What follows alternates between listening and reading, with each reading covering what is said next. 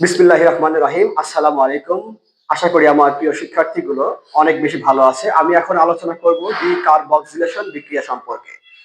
Decarboxylation বিক্রিয়া আসলে জিনিসটা কি? ডিকার্বক্সিলেশন বিক্রিয়া হচ্ছে জৈব অ্যাসিড হতে অ্যালকিন প্রস্তুতির প্রক্রিয়া। ডিকার্বক্সিলেশন প্রক্রিয়া কি তৈরি হয়? অ্যালকেন তৈরি হয়। কি থেকে তৈরি হয়? জৈব অ্যাসিড থেকে অ্যালকেন তৈরি হয়।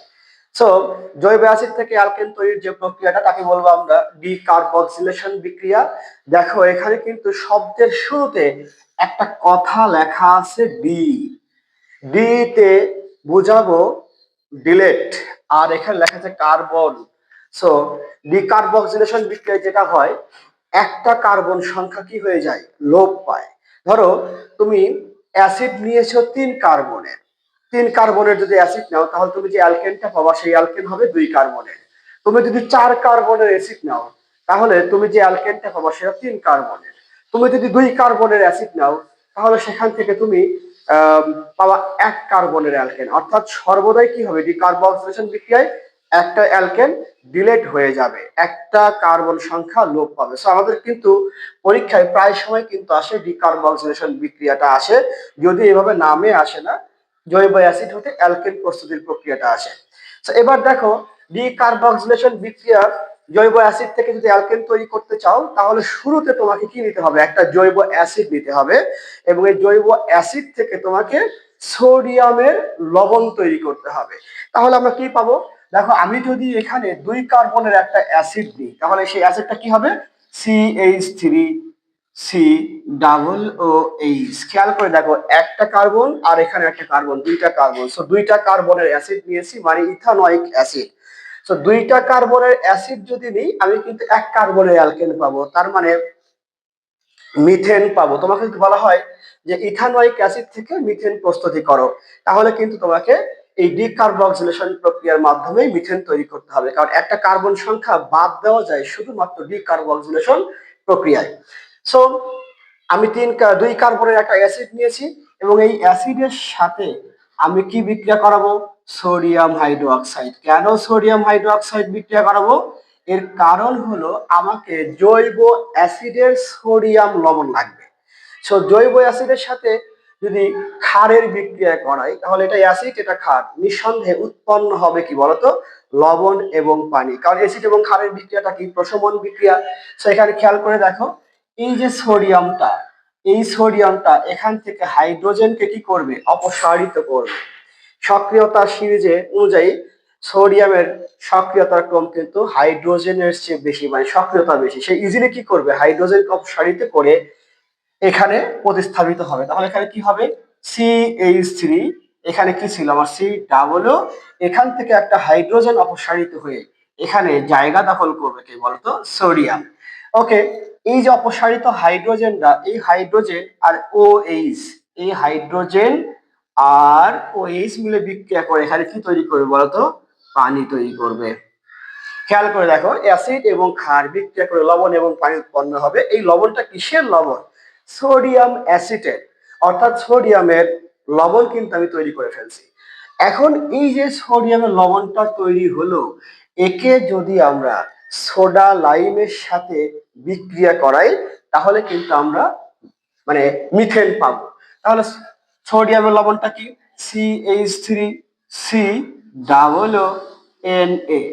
একে কার সাথে বিক্রিয়া করাবো? Soda lime. দেখো, সোডা, সোডা লাইম। সো এই লাইম কথার অর্থ কি? লাইম কথার অর্থ চুন। তার মানে চুনকে সংকেতটা কি? Calcium oxide. আর সোডা বলতে আমরা কস্টিক সোডাকে বুঝে থাকি, এটার সংকেত হচ্ছে কি বলতো? Sodium hydroxide. তাহলে এই জায়গায় আমি কি নিব?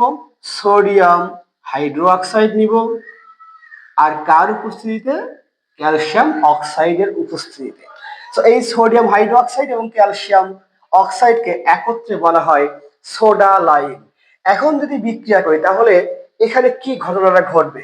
খেয়াল করে দেখো, সর্বদাই মনে রাখবা যে সোডিয়ামের যে লবণটা থাকবে সেই লবণের পরবর্তী যে কার্বন আছে, এই কার্বন থেকে শুরু করে, তাহলে সোডিয়ামের পরে একটা এই কার্বন আছে, এই কার্বন থেকে শুরু করে একদম এই যে এখানে যে হাইড্রোজেন আছে, এই হাইড্রোজেনের আগ পর্যন্ত এখান থেকে কি হয়ে যাবে, অপসারিত হয়ে যাবে।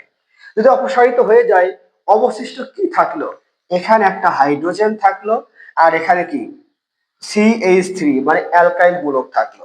তাই CH3 এর সাথে CH3 আর এখানে একটা হাইড্রোজেন অ্যাড হয়ে এখানে কি উৎপন্ন হবে, মিথেন। কি উৎপন্ন হবে, মিথেন। আর এখানে কি উৎপন্ন হবে দেখো, সোডিয়াম আছে কয়টা, দুইটা, তাহলে এখানে সোডিয়াম লিখে কি লিখবো, Na2। আর সি, এরপর হচ্ছে সি, এবং অক্সিজেন কয়টা আছে, 1 2 3, তাহলে এখানে অক্সিজেন আছে কয়টা, তিনটা, মানে সোডিয়াম কার্বনেট উৎপন্ন হবে। দেখো আমি জৈব অ্যাসিড নিয়েছিলাম 2 কার্বনের, আমার এখানে অ্যালকেন উৎপন্ন হয়েছে কয় কার্বন, 1 কার্বন। একটা কার্বন কিন্তু অপসারিত হয়ে গেছে। যেহেতু একটা কার্বন ডিলেট হয়ে যায়, অপসারিত হয়ে যায়, সুতরাং এই বিক্রিয়াকে বলা হয় ডিকার্বক্সিলেশন বিক্রিয়া। অনুরূপভাবে আমি যদি এখানে 3 কার্বনের অ্যাসিড নিই, দেখো 3 কার্বনের অ্যাসিড নিলে 2 কার্বনের অ্যালকেন তৈরি হয়, মানে ইথেন তৈরি হবে। সো 3 কার্বনের অ্যাসিডটা কি, CH3 CH2 COOH। 3 কার্বনের একটা অ্যাসিড নিলাম যেটা প্রোপানয়িক অ্যাসিড। সো প্রোপানয়িক অ্যাসিডের সাথে যদি আমি সোডিয়াম হাইড্রোক্সাইডের বিক্রিয়া ঘটায়, তাহলে এখানে কি সোডিয়ামের লবণ তৈরি হবে। এই সোডিয়াম কি করবে, হাইড্রোজেনকে অপসারিত করে তার জায়গায় কিন্তু সে বসে পড়বে। তো CH2 এখানে কি হবে, COONA। আর এই যে OH আর এই অপসারিত হাইড্রোজেন বিক্রিয়া করে এখানে কি তৈরি করবে, H2O, পানি। বাস, আমি সোডিয়ামের লবণ পেয়ে গেছি। এখন এই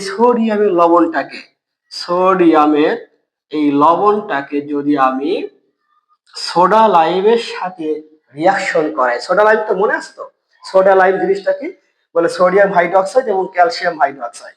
সো এই যে সোডিয়াম হাইড্রোক্সাইড কার উপস্থিতিতে বিক্রিয়া করবে, ক্যালসিয়াম হাইড্রোক্সাইডের উপস্থিতিতে যদি বিক্রিয়া করে, তাহলে এখানে কিন্তু কি উৎপন্ন হবে দেখো, আমি বলছিলাম যে সোডিয়ামের যে লবণটা উৎপন্ন হবে, সেই সোডিয়ামের সাথে যে কার্বনটা থাকবে, সেই কার্বন থেকে শুরু করে সোডিয়াম হাইড্রোক্সাইডের যে হাইড্রোজেন আছে তার আগ পর্যন্ত এইটুকু জিনিস কি হয়ে যায় বলতো, বাদ হয়ে যাবে। বাদ যদি হয়ে যায় তাহলে এখানে কার্বন থাকলো কয়টা, 2টা। তাহলে এখানে এই যে একটা হাইড্রোজেন, এই হাইড্রোজেন এসে কিন্তু এই কার্বনের সাথে কিন্তু বন্ধন তৈরি করবে। তাহলে CH3 ছিল, এখানে CH2 হয়ে যাবে কি বলতো, CH3।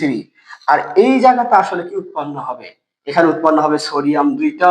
সো এখানে সোডিয়াম 2টা, কার্বন একটা, অক্সিজেন 3টা, মানে সোডিয়াম কার্বনেট উৎপন্ন করবে।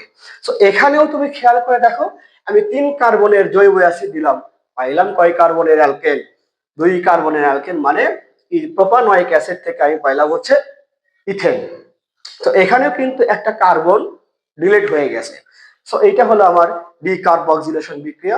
আশা করি তোমরা বুঝতে পেরেছো। এই মূল কনসেপ্টটা যদি ভালো লেগে থাকে অবশ্যই ভিডিওটা শেয়ার দিয়ে পাশে থাকবে। আজকে এই পর্যন্তই, আল্লাহ হাফেজ।